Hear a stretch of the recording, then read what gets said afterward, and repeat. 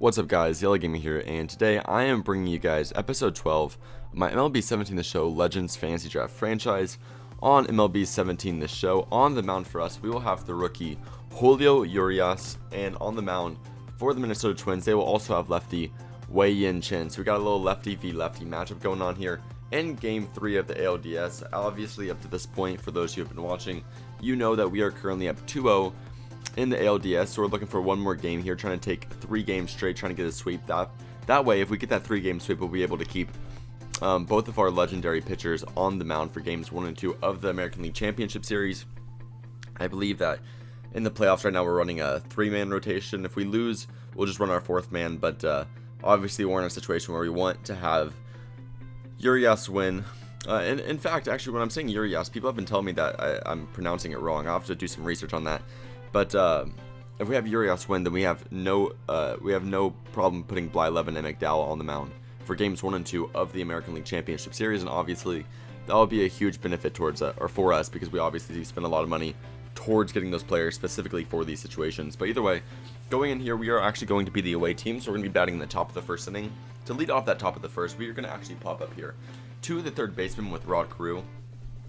A little bit later, you see Dante Pichette's batting second. That might be a little bit new to some of you guys. You're used to seeing Ken Griffey Sr., or actually that was Ken Griffey Sr., I think, to lead off. So you're used to seeing Rod Carew right around this spot, but we're actually having Rod Carew bat a little bit lower in the lineup because he's a bit less talented against lefty pitchers, so we didn't really want him batting as high, especially when Dante Pichette's a pretty talented hitter against lefties. We figured we'd have him bat second. But regardless, we're going to get our first hit of the game there with Ken Griffey Jr. knocking one back up the middle, but sadly, that'll be all that's going for us in this first inning. As right there, Ralph Kiner's going to be struck out on a fastball inside looking, and it will remain 0-0 going on to the bottom of the first with Urias on the mound. Urias, though, is going to start off strong, getting a strikeout there on the first batter of the game. And I believe right here on a 2-2 count, once again, he's going to go a little bit outside and get his second strikeout of the game there on a pretty nice slider to who I believe is Dustin Pedroia. For the third batter of the game, I believe this is Yoenis Cespedes up to bat.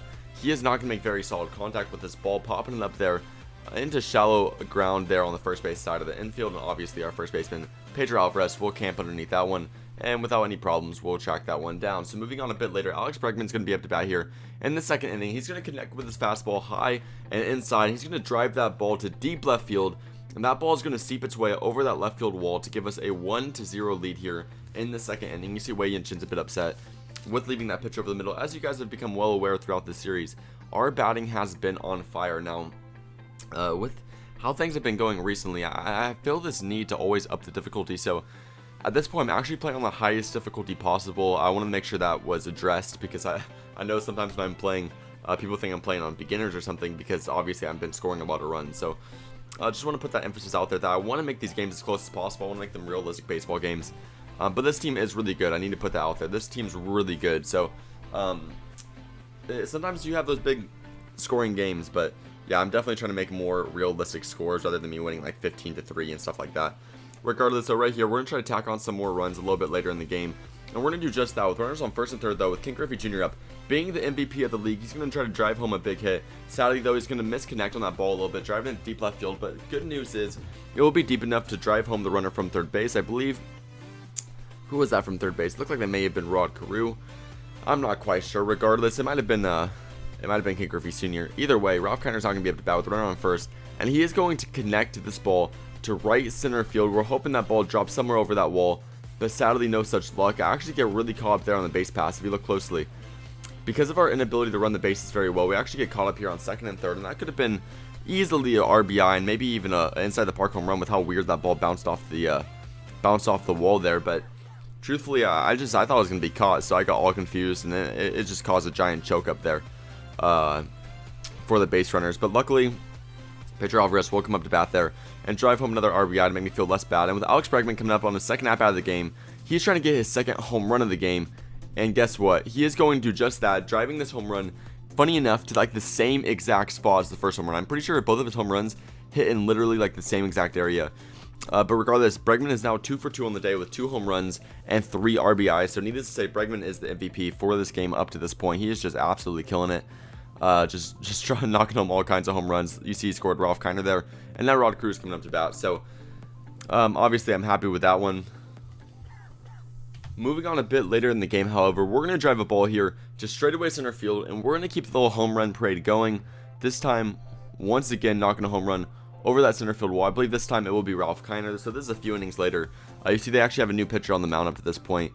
So Wei and Shen did not have the best outing for them, so they obviously took him out a bit early. But Ralph Kiner there is going to maintain the pace of our offense by knocking that ball over the center field wall. And that will not be all that we do for this inning. You see right here, they're going to actually walk. I believe that's either Bregman or Aparicio, one of them. They're actually going to walk him. And that's going to leave Ken Griffey Sr. up to bat to knock one there out of the infield into shallow right field to move runners over to first and second with Dante Bichette up to bat. He's obviously going to drive a ball right here just straight away center field. We're hoping this ball somehow sneaks its way over that center field wall. However, the center fielder will be able to track that one down on the warning track now with runners on first and third, with I believe just one out. But that does not matter because Ken Griffey Jr. is up to bat, and with him being the MVP of the league, he's trying to knock home a few more RBIs, trying to make it very clear that there is a reason he was the MVP of the league. And he reaffirms everybody of that voting right here by drilling that ball over the center field wall for a 3-run shot to put us up 10-0. So we've just been raking the ball. I'm hoping the championship series proves a little bit more difficult because we have just been absolutely killing this Twins team. You see right here, Ken Griffey Jr.'s high-fiving his teammates right there with a 10-0 lead though. The Twins obviously need to start scraping back if they want to have any chance of survival. So right here, with Urias on the mound, they're going to try to start driving home a few runs. But right here, the only way they're really going to do that is by starting off to get a little bit of a hit parade. So they're going to get one hit right there, and then right here, the next batter of the inning is going to drill this ball over the left field wall for a 2-run shot to make it 10-2. But I mean, that's one of those things where it's like, oh no, we gave up a home run, but it doesn't actually do anything because we have such a dominating lead right now. But we're going to keep Urias in the game. I wanted Urias to get a pretty good feel of the postseason. I mean, obviously, in real life, it's good to keep young pitchers on a certain pitch count, but I don't think it makes a difference. I don't think it makes a difference in the show how young they are, what their pitch count is. So I just really want to make sure that he got a taste of postseason baseball, and that he actually, I don't know, I wanted to make sure that he actually got a good feel for what it's going to be like, because obviously we're expecting him to pitch a pretty long postseason, and we want him to come up big. So I wanted to get an idea of how you're supposed to perform when it's clutch time, you know. So we let him pitch through a little bit of his struggles right here. He gave up 3 runs. That's actually, we took him out, I believe, in the next inning. I just want to make sure that he got, I don't know, enough pitches in there to actually feel good. But the way this game ends, we actually drilled this ball over the left field wall. That will be another 3-run shot. So the final score of this game will actually result in being 13-3. I just wanted to show this one last shot because, I don't know, I don't want 3 more runs to go on the board and you guys be unaware of how that happened. So with Aparicio hitting that home run and us having a 10-run lead, and I believe this is like the 8th or 9th inning, it's almost a guarantee that we are going to walk out victorious. And now with us in the bottom of the 9th, you see we have Andrew Miller on the mound. If you want to make it any more certain that you're going to win a baseball game, be up 10 runs in the bottom of the 9th inning and put Andrew Miller on the mound. And I can give you, I'll give you like, it's maybe 1 in a billion that they're going to beat me, because I doubt Andrew Miller's giving up even more than a couple of runs. And right here, obviously, he's going to maintain giving up no runs, in fact. That's right there. He's going to throw a dirty slider that's going to maybe not be in the strike zone, but the umpire is going to give it to us. And right there, you see the whole team is going to celebrate. The whole team is just absolutely stoked.